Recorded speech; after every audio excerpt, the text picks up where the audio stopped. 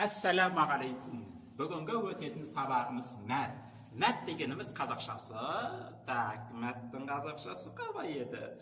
Мәт. О, Әсет Беркеш. Ау не болды? Ау, мәттің қазақшасы қалай болушы еді? Мәт дегеннің қазақшасы мынау. Андай.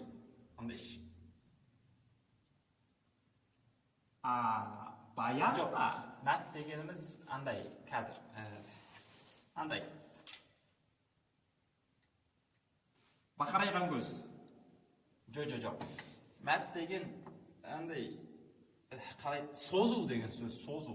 Яғни мынаны бә деп оқымаймыз, бә деп, мынаны би деп оқымаймыз, би деп созып оқимыз. Мынаны бу деп оқымаймыз, бу деп созып оқимыз. Мынаны та дейміз, та, ти, ту, жа, жи, жу деп созып оқимыз. Яғни алиф харекетсіз болып алды фатхақты болса ережесі созамыз бә деп. Яй харекетсіз алды кәсірақты болса созамыз би деп. Вау харекетсіз алды дамақты болса созамыз бу деп. Осыны мәт деп айтады. Кітаптан оқып көрейік. Мәт созу дейді. Ә, и, у деп оқимыз. Бә, би, бу, та, ти, ту. Созамыз. Сә демеймін. Сә, си, су. Созамыз. Сә деп. Няпса деп айтып атырсыз. Та деп созамыз. Жа, жи, жу. Ән шығарайық. Ха, хи, ху. Тамақты қысып шығарамыз. Қырнаймыз. Ха, хи, ху. Да, ди, ду. Сақаузы. За, ви, зу. Ра, ри, ру. Әшейінізі сақау емес. За, зи, зу.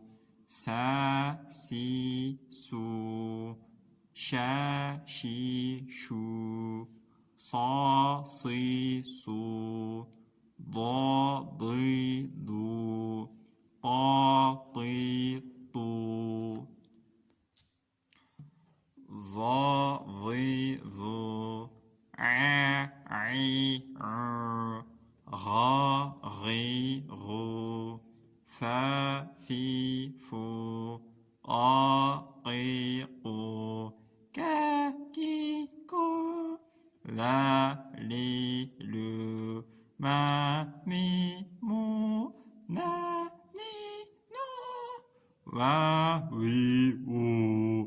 Ha, hi, hu. Ya, i, yu. وآخر دعوانا الحمد لله رب العالمين.